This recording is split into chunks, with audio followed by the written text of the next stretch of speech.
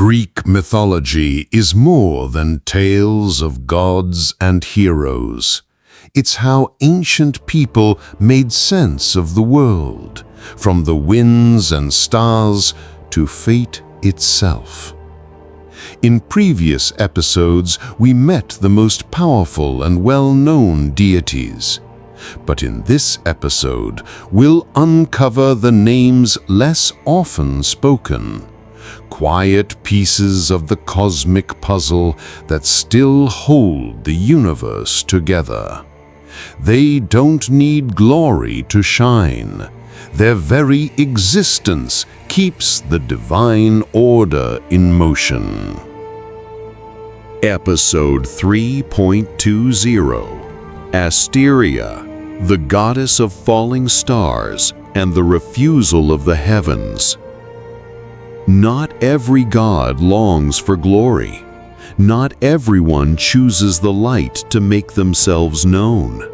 Some are born with starlight in their eyes, yet choose the darkness as their refuge. Asteria, sister of Leto, was one of those rare goddesses. She does not appear in the grand epics, nor did she take part in the war between Titan and Olympian. Yet her choice left a burning streak across the sky of fate, never to be forgotten. A star descends to earth, the daughter of the primordial sky. Asteria, in Greek, her name means star. She was the daughter of Coeus, titan of intellect and the heavens, and Phoebe, goddess of mystical light. She was born alongside the night sky itself, one with the very first stars.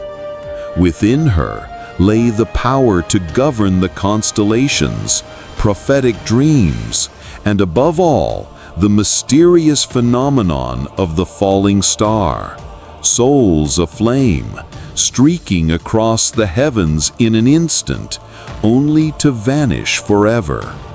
Asteria is the streak of light we see when making a wish, yet also the streak of fire that marks a renunciation. Pursued by the desire of Zeus.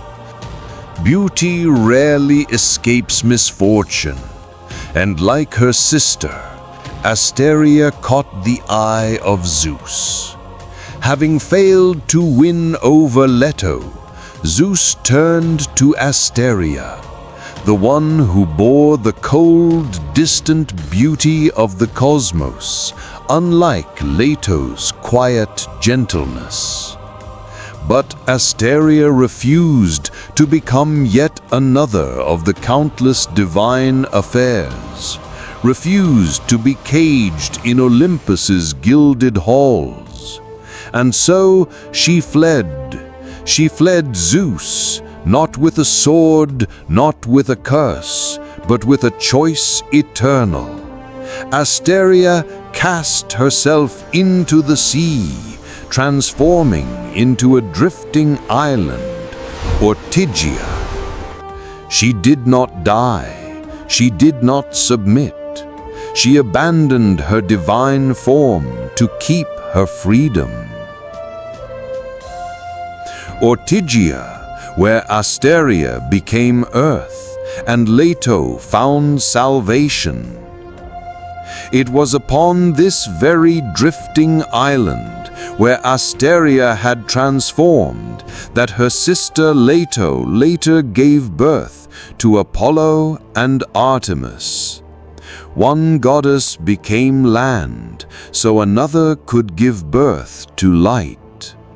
That tale speaks not only of sacrifice, it speaks of the invisible bond between the Titan goddesses, forgotten in statues and hymns, yet always present at the foundation of myth itself.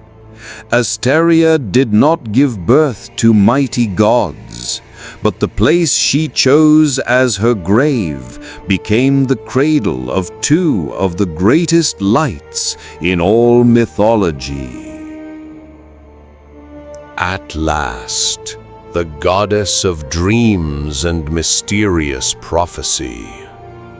Though she no longer lived in her original form, a mysterious spirit remained in the night.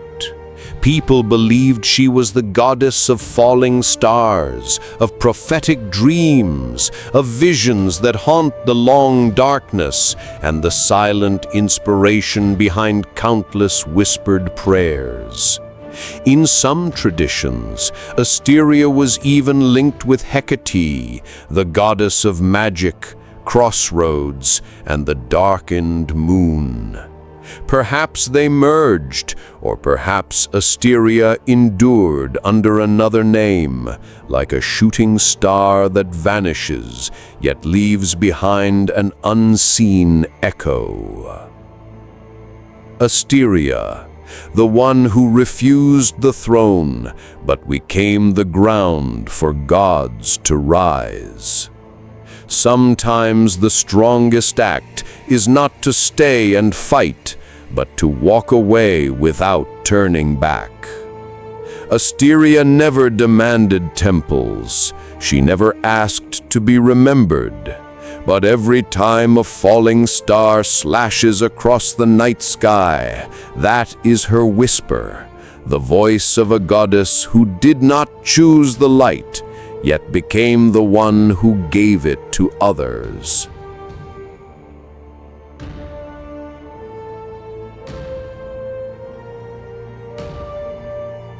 Episode 3.21 The Children of Krios and Eurybia, Stars of Destiny. On ancient Greek nights, when people looked up at the sky, what did they see? Not just an endless expanse, but eternal lights, the stars.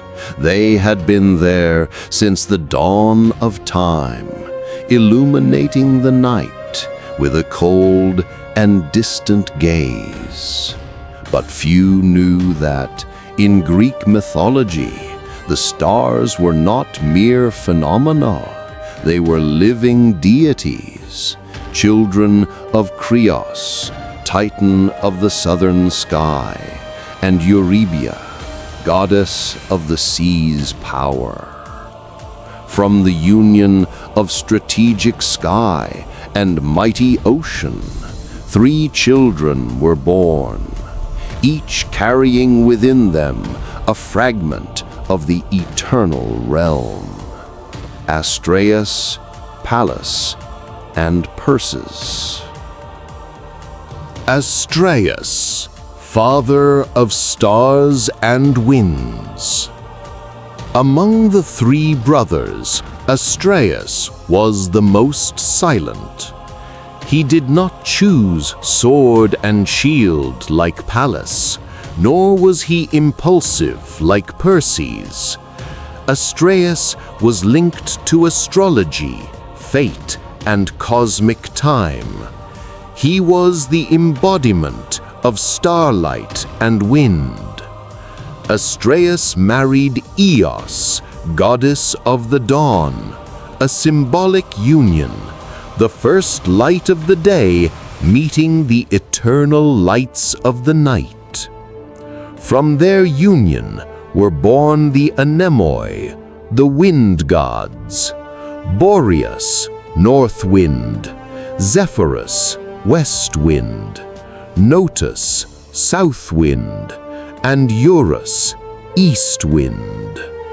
Each wind had its own personality, its own emotion, just like the shifting tempests within the human soul.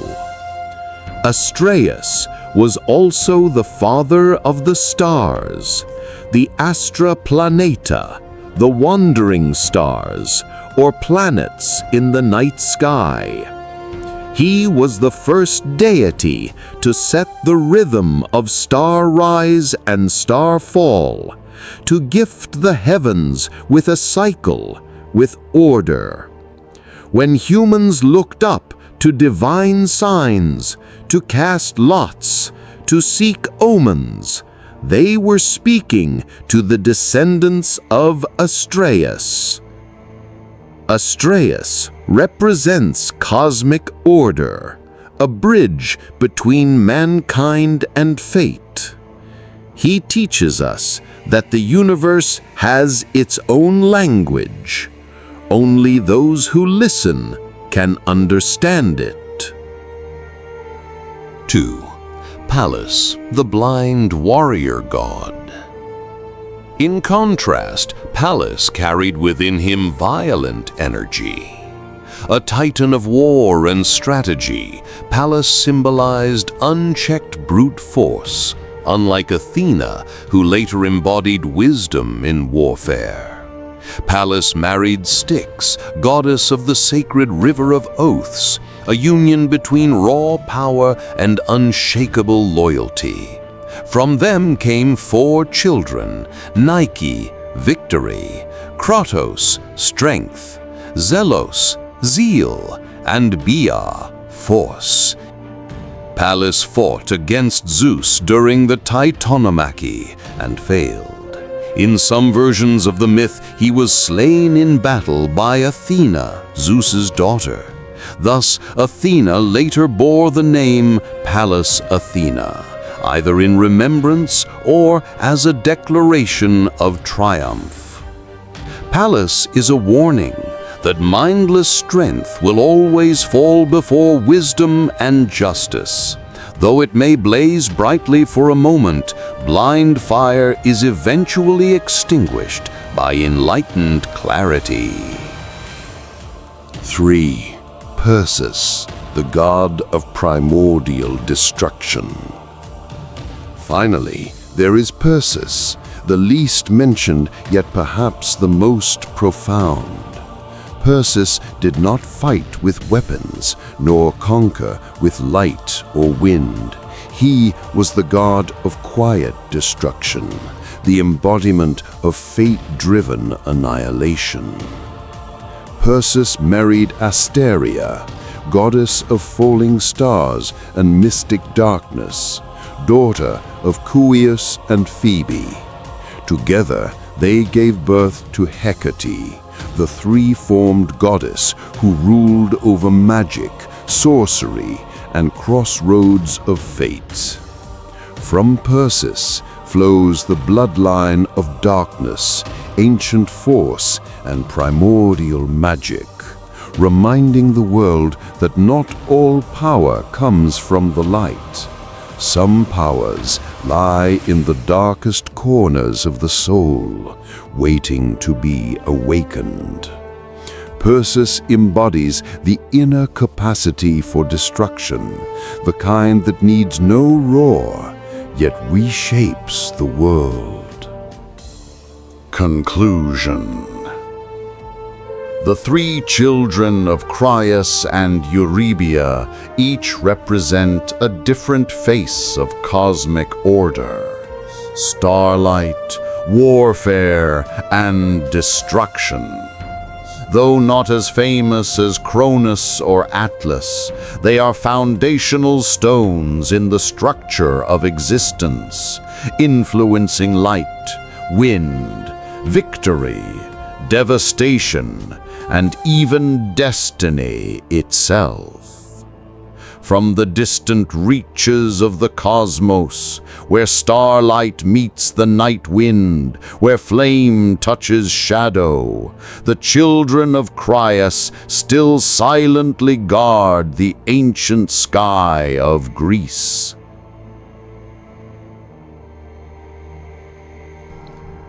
So we've learned most of the Greek gods of the primitive Titan era.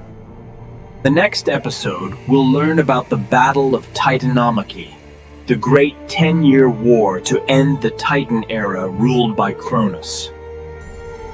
Open a new era, one heterogeneed, the era of Olympus. Subscribe and like share to be notified when there's a new video.